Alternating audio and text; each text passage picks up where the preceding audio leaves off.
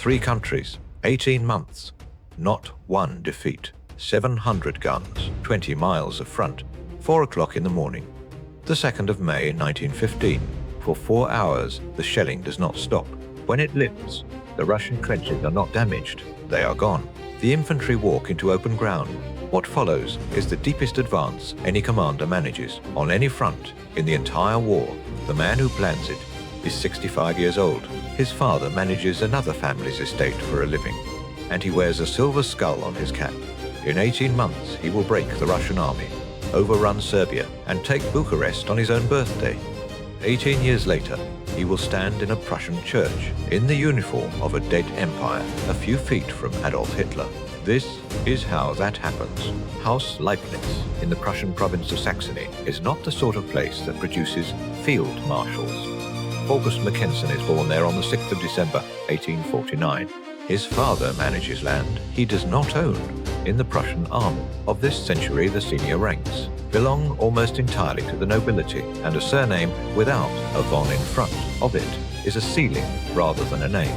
Mackensen has no von, but one will be given to him later as a birthday present by a Kaiser. In 1869, at 19 years old, the boy from Leibniz enlists as a volunteer in the 2nd Life Hussars. The Life Hussars are a West Prussian regiment garrisoned around Danzig on the Baltic. It is the city he will keep coming back to. The regiment wears black. On the front of its tall fur, busby, it carries a small silver skull. That badge is already a century old. By the time he puts it on, it means nothing more sinister than the regiment's own history. It will follow him for the next 76 years. 1870. France and Prussia go to war, and the Hussars ride south. Near Orléans, on a reconnaissance patrol, the young Mackensen leads a mounted charge that, by any reasonable assessment, should not succeed. It succeeds. The Iron Cross, 2nd class, and a lieutenant's commission both arrive before his 21st birthday. In the Prussian system, that is remarkably fast for a man with no family behind him. Then, with the war won and the empire proclaimed at Versailles, he does the one thing an ambitious officer is never supposed to do. In 1871, he resigns his commission and enrolls at the university in Halle. But the detour lasts 2 years, and it very nearly ends the career before it begins. Continuous service is the whole currency of that army. In 1873, the regiment takes him back.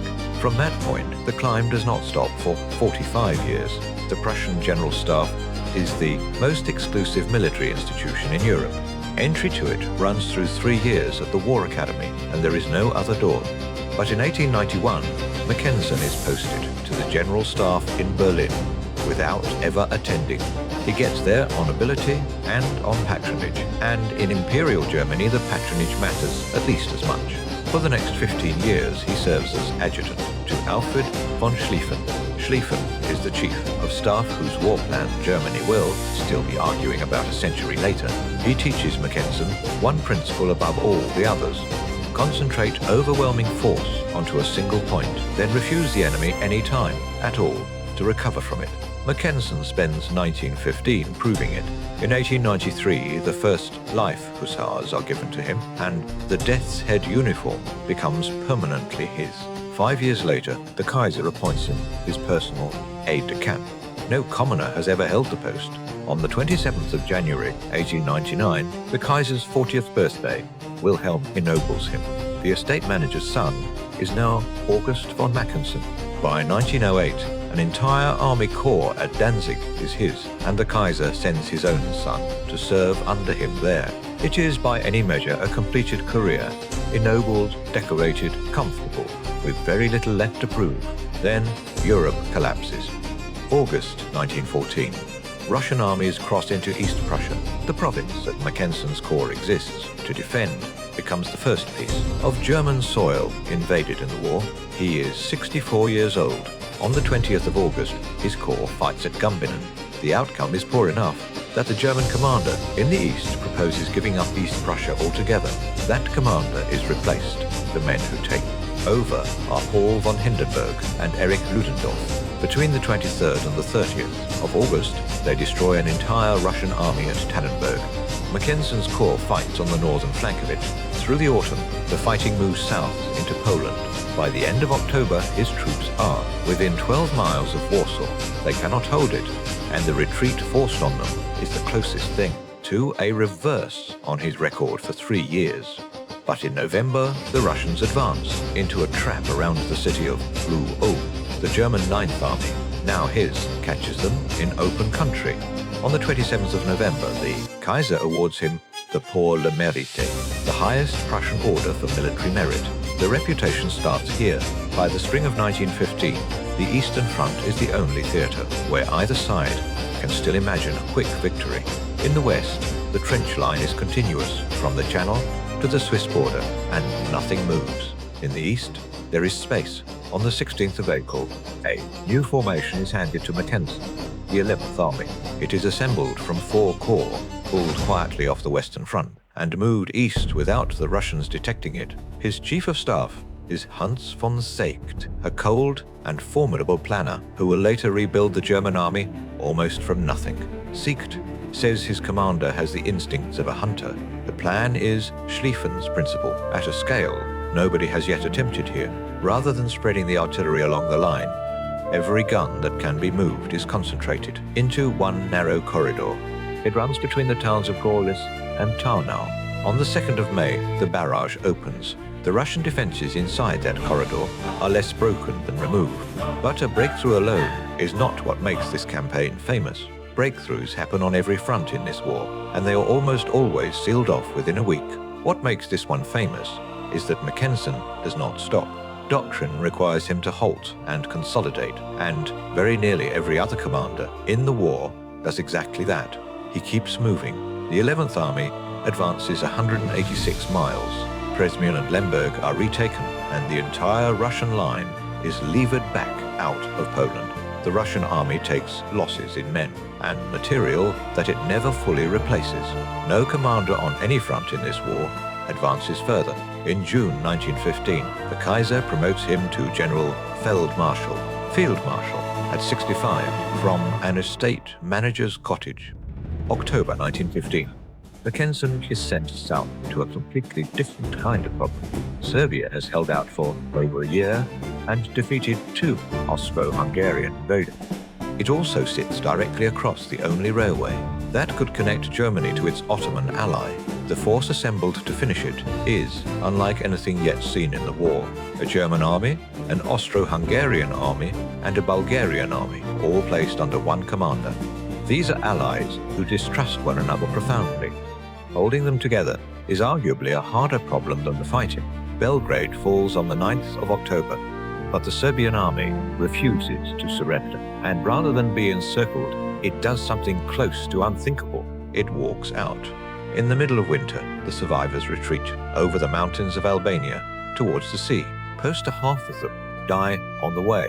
The country is taken, and the army escapes, and in the long run, those turn out to be 2 very different outcomes. Mackensen is credited with the victory, a reputation in Germany that is already high turns into something much closer to reverence. On the 15th of August, 1916, Romania declares war and invades Transylvania. It is the largest neutral army left in Europe, and on paper the intervention ought to be decisive. But the force Mackensen is given is smaller than the one facing him.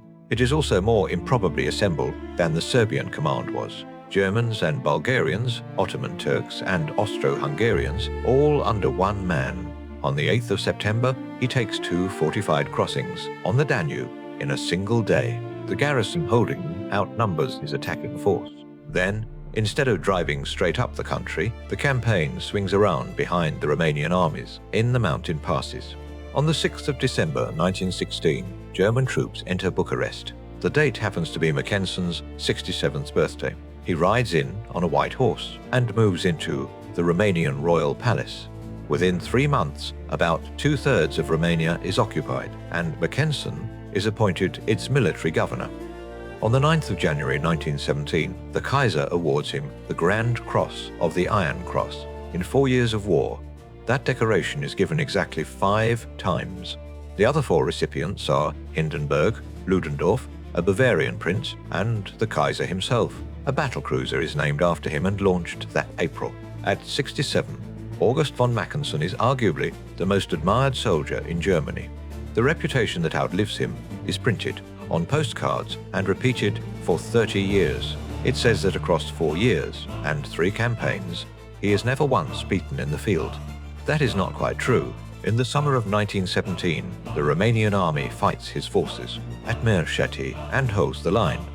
It has been rebuilt and re-equipped in the northeastern corner of its own country, and this time it does not break. The attack fails. Romania is not finished off, and it stays in the war for months afterwards. When its government is finally forced into an armistice, the cause is the revolution in Russia, rather than anything Mackensen does to it. For the last 2 years of the war, he is not a field commander at all. He is the administrator of an occupied country. But the myth is fixed by then, and myths are not corrected by details. November 1918. Germany signs an armistice, and the Kaiser flees into the Netherlands. The empire Mackensen has served for 49 years simply ceases to exist. He is in Hungary when it happens. Agents of the new Hungarian government arrest him in Budapest. He is handed to the Allied army in the Balkans and held in a guarded villa in Serbia. He remains a prisoner until November 1919. His name goes onto the Allied list of Germans to be tried for war crimes alongside 895 others. But nothing whatsoever happens. No trial takes place. The whole process is quietly allowed to lapse because it becomes obvious that the fragile new German Republic will fall over if it tries to comply. In 1920, at 70 years old, he retires from an army that no longer resembles the one he joined. At this point, the story stops being military history and turns into something else. Germany, after 1918, is a republic that much of its own officer class refuses to accept. It is also suffering from an acute national shortage of one very specific commodity: untarnished victories. Almost every senior German commander of the war carries a defeat, a retreat, or some share of the blame for the collapse. Mackensen carries Gorlice, Serbia, and Bucharest. All of them are in the east, and all of them are against enemies, in no position to argue about it afterwards. For the first few years, he stays largely out of politics. But from about 1924 onwards, that changes, and the change looks entirely deliberate rather than accidental. The uniform comes back out. He begins appearing in public in the black tunic and death's head busby of the old Life Hussars, at veterans' rallies, at monarchist gatherings, and at the ceremonies of Der Stahlhelm, the largest nationalist paramilitary organization in the country. The point is not what he says, because he says remarkably little. The point is that he is visibly the old Germany, still upright and still there. Historians of the period are direct about this. The never-defeated field marshal is a constructed image, and by the late 20s, it is being operated as a political instrument. In 1932, when the question is finally put to the German people, he uses that image against Hitler. He puts his name, his uniform, and his reputation behind Hindenburg instead. It changes nothing at all. The 21st of March, 1933, Hitler has been Chancellor for 7 weeks. The new government stages its opening ceremony not in Berlin, but in the garrison church at Potsdam, where the kings of Prussia are buried. The choreography is the whole message. The party is presenting itself as the rightful heir to the Prussian military tradition. But for that staging to work, the tradition has to be physically present in the building, in uniform where the cameras can see it. And it is. Among the new regime's men, that afternoon stands a field marshal of an empire 14 years dead. He is 83 years old, in a black tunic, wearing a silver skull that was a cavalry badge a century before anyone in that church was born. He has 1 more decade to live and the remainder of a reputation to spend. What he does with it over the next 12 years is the second half of this story: the estate he accepts from the regime, the ceremonies he lends his presence to, the murders of his own friends that he privately protests, and the letter he writes in 1940 about what the German army is doing in occupied Poland. That second half is coming, and it is a considerably darker film than this one. If you want to see it, subscribe now, because that is genuinely the only way it will find you. This has been Battlefield Secrets.